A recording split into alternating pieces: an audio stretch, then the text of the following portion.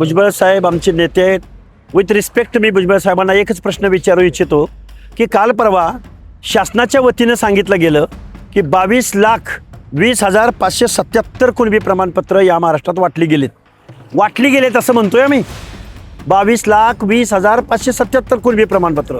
मग एवढ्या मोठ्या संख्येनं जर आमचा मराठा बांधव जर ओबीसीमध्ये आला तर मूळ ओबीसी त्यांच्या स्पर्धेमध्ये टिकू शकेल का? या प्रश्नाचं उत्तर ज्येष्ठ आणि ओबीसीची वेळोवेळी कणखर भूमिका घेणाऱ्या भुजबळ साहेबांनी आम्हाला सांगावं. कुठल्या टेक्निकल मुद्द्यावर लक्ष्मण हाके भांडत नाही किंवा आम्ही सगळे ओबीसीचे कार्यकर्ते भांडत नाही आहोत. आम्ही फंडामेंटल राईट्सवरती भांडतोय. जो बलूत आहे, जो आलूत आहे, जो भटका आहे, जो विमुक्त आहे, या लोकांनी आता जायचं कुणीकडं, या प्रश्नावर गेली 3.5 वर्ष झालं भांडतोय. जरांगेंचा लढा हा शासनाच्या विरोधात आहे, ओबीसींच्या विरोधात नाही असं भुजबळ म्हणतायत. शासनाच्या विरोधात असणारा जरांगेंचा लढा माननीय छगनराव भुजबळांची आईमाई काढत होता. त्यावेळी आम्ही तरुणांनी, आम्ही युवकांनी तुमच्या डिफेन्सला येणं आणि ओबीसींच्या मनामध्ये विश्वास निर्माण करणं, ओबीसींच्या घरावर दगडफेक होत होती. बलुत्या आलुत्यामधल्या नाभिक समाजाच्या, धनगर समाजाच्या अनेक समूहाच्या लोकांवरती त्या बीडमध्ये घरं जाळली गेली. कुणी एखादी कमेंट टाकली तर त्याची आईमाई काढली जात होती, हाणमार केली जात होती. त्यावेळी आम्ही बोलायचं नव्हतं. त्यामुळं काय चाललंय या महाराष्ट्रामध्ये मला कळत नाही. आणि भुजबळ साहेब, मी म्हणतोय की आज रोजी ओबीसीचं आरक्षण संपलंय. मी शेकड्यानं उदाहरणं तुम्हाला देतो.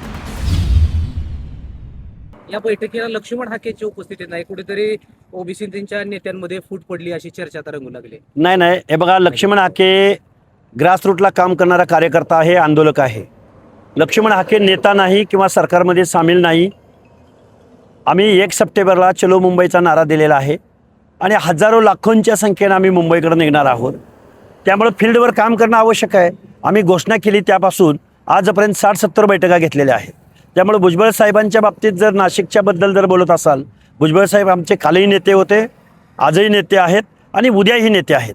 सरकारी पक्षामध्ये असल्यामुळं ते घेत असतील बैठका, घेत असतील काही भूमिका. आता तुम्ही म्हणताय की भुजबळ आमचे नेते, पण मात्र भुजबळांनी तुमच्या आंदोलनावर आता प्रश्नचिन्ह उपस्थित केले. भुजबळ म्हणतायत की जर सगळ्या गोष्टी शांततेच्या मार्गाने मिळत असतील, सगळ्या गोष्टी मिळणार असतील तर लक्ष्मण हाकेंनी आंदोलन करण्याचा, मोर्चे काढण्याचा अट्टहास का ठेवा. माझी भुजबळ साहेब आमचे नेते आहेत.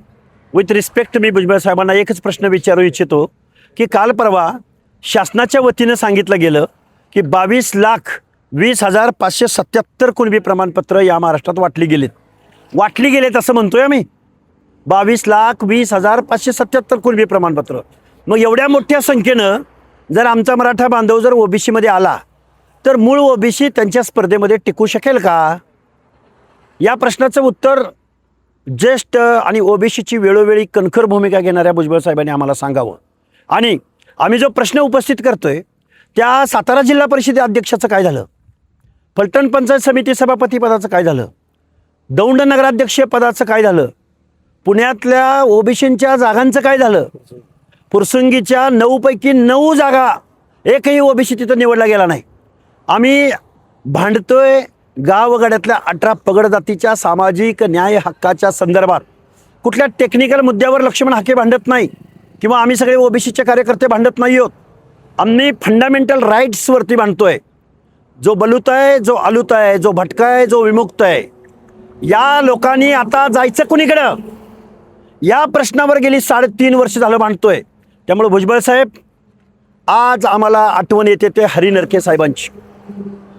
आज हरी नरके साहेब असते तर आरक्षण कसं संपलंय हे मोठ्या ताकदीने महाराष्ट्राला सांगितलं असतं. आज आम्ही सांगतोय पण आम्हाला चिल्लरमध्ये पोराठोरात काढलं जातं, हे आमचं दुर्दैव आहे.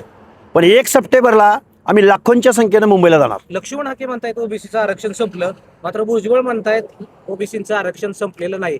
कोण असं सांगतंय ते ओबीसीचं आरक्षण संपलंय? त्यांनी जनतेला, ओबीसीला सांगावं की ते आरक्षण कसं संपलंय. मुळात 27% मूळ ओबीसीला आरक्षण आहे.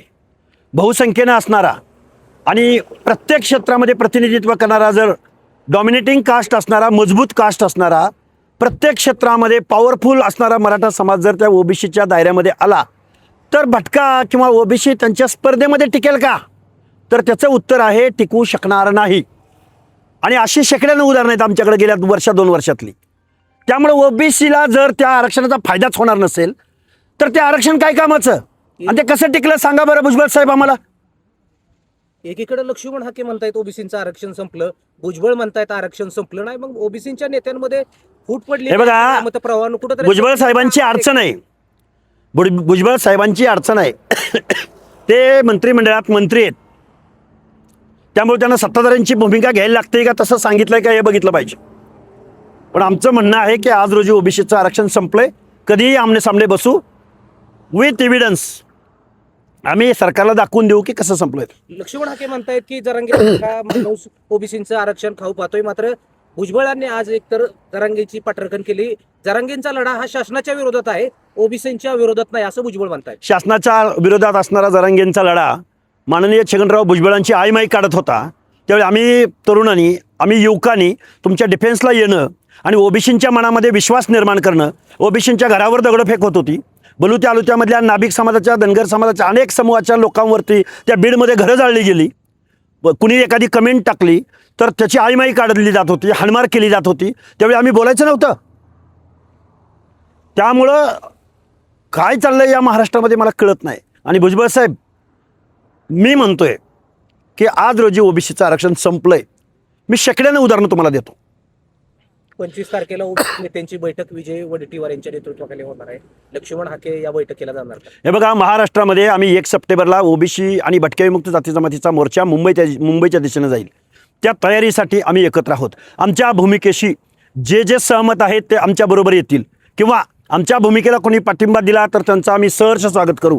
पण आत्ताच्या शासनानं ओबीसीचं आरक्षण संपवलंय हे आम्ही या महाराष्ट्रातल्या ओबीसी आणि भटक्या विमुक्त जाती जमातीच्या लोकांना समजावून सांगू. शेवटचा प्रश्न, उद्योग मंत्री उदय सामंत हे एकनाथ शिंदे यांच्याशी की त्यांनी चर्चा केली आणि त्यानुसार आता काही दिवसापूर्वी जे मनोज जरांगेंनी आंदोलन उभा केलेलं आहे त्या मनोज जरांगेला देखील ते भेट देणार आहेत आणि लक्ष्मण हाकेंची भेट घेणार असले त्यांनी माध्यम. हे बघा, आमची भेट घेतली नाही घेतली, आम्हाला भेटावं अशी आमची अपेक्षा नाही.